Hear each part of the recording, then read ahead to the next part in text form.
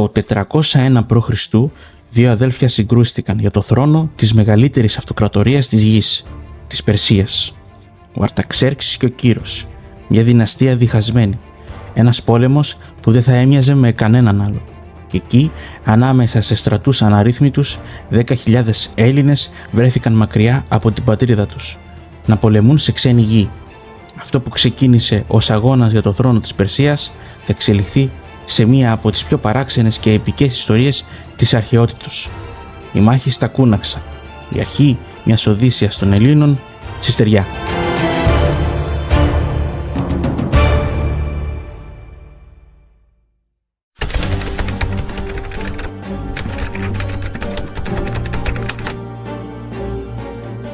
Ο Ξέρξης ο πρώτος, ο γιος του Δαρίου του Μεγάλου, πίστεψε πως μπορούσε να υποτάξει την Ελλάδα.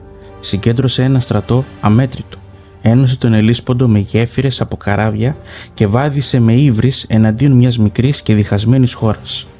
Μα στις Θερμοπύλες συνάντησε τον Λεωνίδα, στη Σαλαμίνα τον Θεμιστοκλή, στις Πλατεές το σπαθί όλων των Ελλήνων. Η πλημμύρα της Ανατολής έσπασε στα βράχια της ελευθερίας και ο Ξέρξης γύρισε ταπεινωμένος στην Ασία και η μνήμη της ήττας έμεινε βαριά κληρονομιά. Η Περσική Αυτοκρατορία παρέμεινε τεράστια, μα το γόητρο της δυναστείας είχε ραγίσει.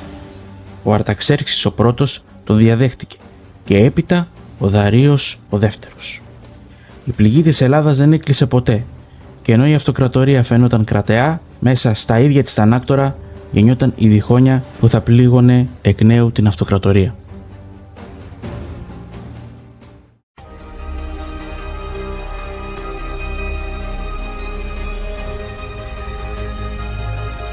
Ο Δαρείος ο δεύτερος, γιος της Παλακίδας, ανέβηκε στο θρόνο το 423 π.Χ.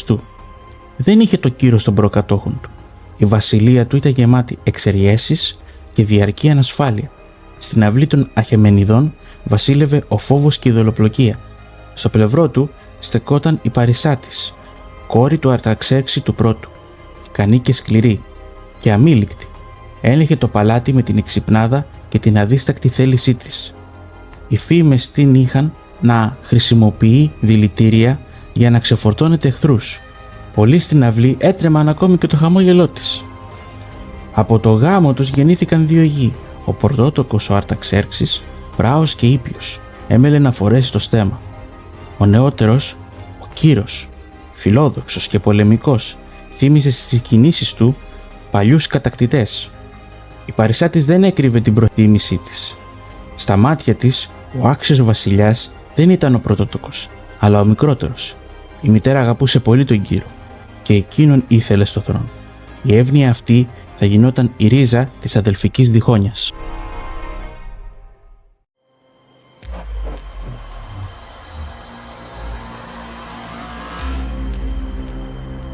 Το 404 π.Χ. ο Δαρείος ο δεύτερος πέθανε. Ο θρόνος πέρασε στον πρωτότοκο Αρταξέρξη. Η στέψη έγινε με λαμπρότητα στη Βαβυλώνα. Μα κάτω από τα στολίδια έβραζε η αντιζηλία. Ο Κύρος ο νεότερος αδελφός φέρεται να σχεδίαζε δολοφονία. Οι φρουροί το συνέλαβαν και η ζωή του κρεμιόταν από μια κλωστή. Ο Αρταξέρξης ήταν έτοιμος να τον εκτελέσει για να σιγουρέψει το θρόνο του. Τότε επενέβη η Παρισάτης. Η βασίλισσα μητέρα έπεσε στα πόδια του νέου βασιλιά και οικέτεψε. Θύμισε τους δεσμούς του αίματος. Με δάκρυα απέτησε να χαρίσει τη ζωή του αδελφού του. Ο Αρταξέρξης υποχώρησε.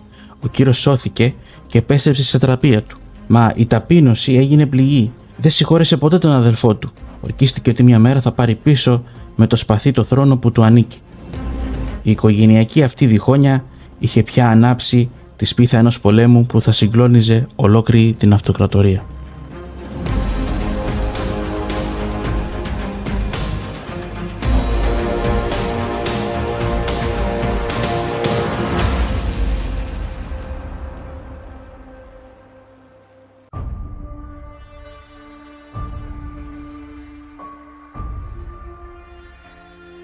Από τη σατραπία της Λιδίας, ο Κύρος ετοίμαζε την αντεπίθεσή του.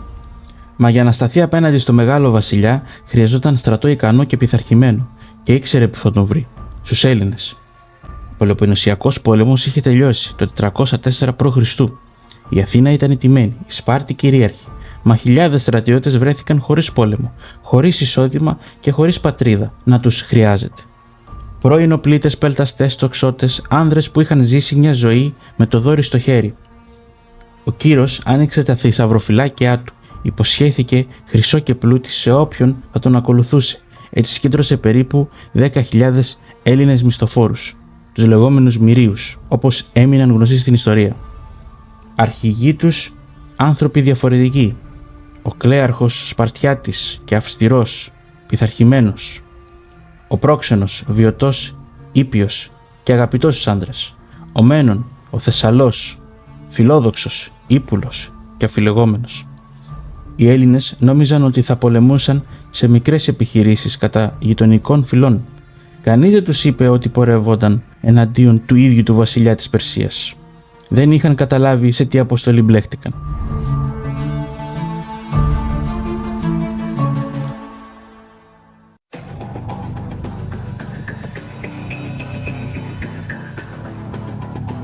Η στρατιά του Κύρου ξεκίνησε από τις Σάρδεις. Στην αρχή η διαδρομή ήταν γνώριμη. Η πλούσια Λιδία, η έφορη Φρυγία, η Καπαδοκία, χώρες καλλιεργημένες γεμάτες πόλεις και χωριά. Οι στρατιώτες ένιωθαν ασφάλεια, νόμιζαν πως η εκστρατεία θα τελείωνε γρήγορα. Όμως ο δρόμος συνεχιζόταν. Διέσχισαν τον Εφράτη, τον μεγάλο ποταμό που φάνηκε σαν όριο ανάμεσα στον κόσμο που γνώριζαν και στην άγνωστη Ανατολή. Από εκεί και πέρα τα τοπία άλλαξαν. Πέρασαν μέσα από ερήμους όπου ο ήλιος έκαιγε ανελαίητα και η άμμος τους τύφλωνε. Προχώρησαν σε βουνά άνυδρα, όπου τα μουλάρια έπεφταν νεκρά από την κούραση. Χωριά άδειαζαν πριν φτάσουν καν.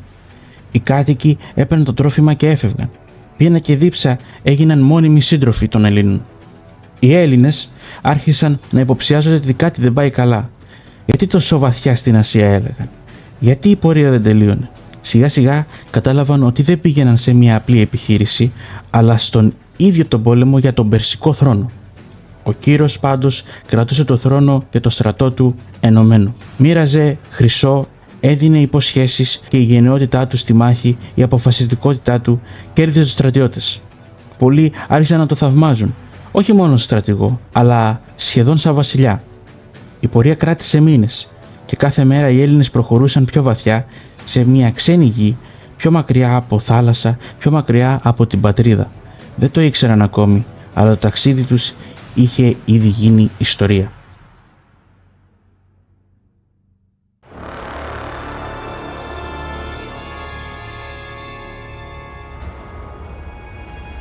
Τον Σεπτέμβριο του 401 π.Χ., όταν οι δύο στρατοί συναντήθηκαν στην πεδιάδα του Κουνάξον, βόρεια της Βαβυλώνας, ο Αρταξέρξης ο δεύτερος, ο Μέγας Βασιλιάς, είχε προλάβει να συγκεντρώσει ένα στρατό πολυπληθέστατο.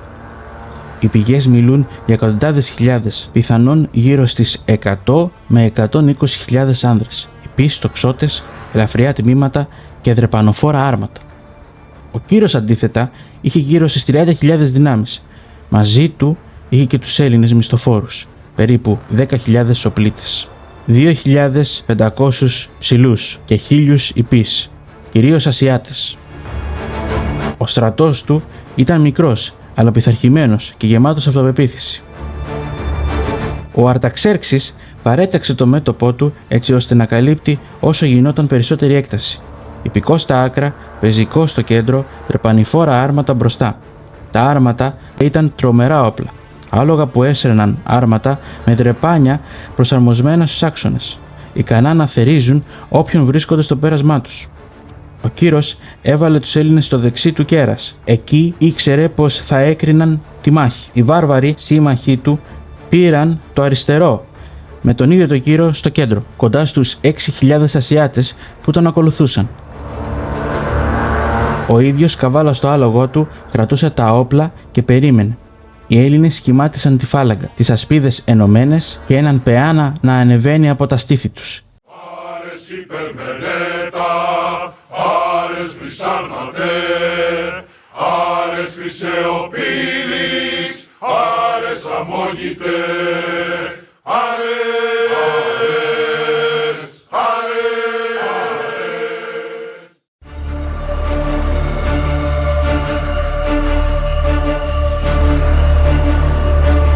Κατά διαταγή του Αρταξέρξη, η μάχη ξεκίνησε με τα δρεπανηφόρα άρματα να ορμούν κατά μέτωπο. Οι Έλληνες, αντί να πανικοβληθούν, άνοιξαν τις γραμμές τους. Τα άρματα πέρασαν ανάμεσά τους και οι στρατιώτες χτύπησαν τους Ινίοχους. Σκότωσαν τους περισσότερους.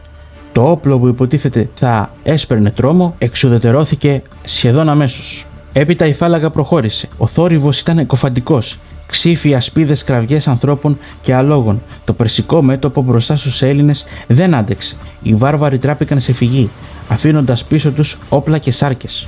Ενώ οι Έλληνες θριάμβευαν, αλλού η μάχη είχε άλλη τροπή. Ο Κύρος, βλέποντας τον αδελφό του, δεν συγκρατήθηκε. Με λίγους σωματοφύλακες όρμησε κατευθείαν εναντίον του βασιλιά. Στη σύγκρουση κατάφερε να το χτυπήσει στο στήθος, μα το τραύμα δεν ήταν θανατηφόρο.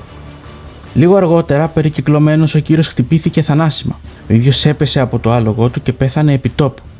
Μαχόμενος εναντίον του ίδιου του αδελφού, η μοίρα της εκστρατείας είχε κρυθεί μέσα σε λίγες στιγμές.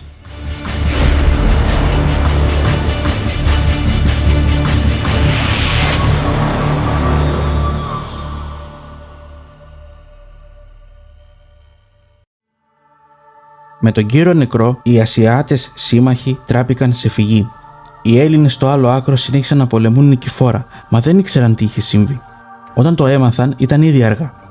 Ο άνθρωπος που τους πλήρωνε και τους οδηγούσε δεν υπήρχε πια. Η μάχη στα Κούναξα ήταν παράδοξη. Οι Έλληνες νίκησαν κατά κράτος στο δικό τους μέτωπο. Μα η μάχη συνολικά χάθηκε, γιατί ο αρχηγός τους έπεσε. Ο Ξενοφών αποτυπώνει με πικρία. Ο Κύρος, χτυπημένος από τον βασιλιά, έπεσε μέσα στο πλήθος και πέθανε. Το πεδίο της μάχης γέμισε με πτώματα. Ο Αρταξέρξης κράτησε το θρόνο του. Κύρος νεκρός ανάμεσα σε λίγους πιστούς του. Οι Έλληνες, σαστισμένοι, βρέθηκαν νικητές χωρίς νίκη. Απομονωμένοι μέσα στην καρδιά της Μεσοποταμίας. Η σύγκρουση των Κουνάξων δεν ήταν μόνο αδελφοκτόνος, ήταν και η αρχή της μεγαλύτερης περιπέτειας που θα γνώριζαν ποτέ μισθοφόροι Έλληνες.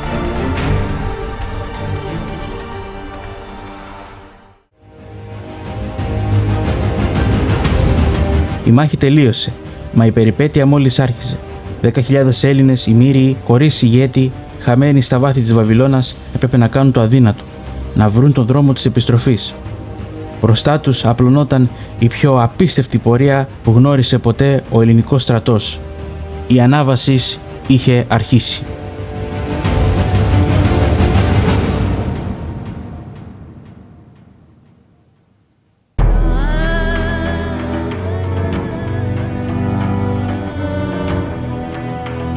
Αν σας άρεσε το βίντεο, κάντε like, εγγραφείτε στο κανάλι και μοιραστείτε το βίντεο για να στηρίξετε την προσπάθειά μας.